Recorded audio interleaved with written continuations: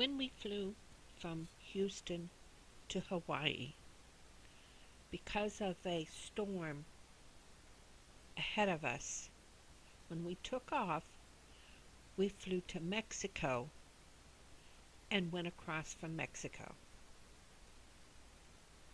It probably was a little bit closer because it really is a direct route from Mexico to Hawaii. We passed over some of the Big Island. We saw Maui, we saw Lanai, we saw Molokai, and we landed in Oahu. There are only two islands that big jets can land on in Hawaii, and that is Oahu and the Big Island of Hawaii.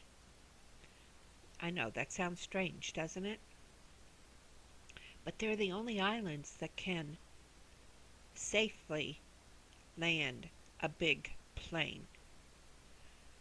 The other islands are serviced by what's called puddle jumpers.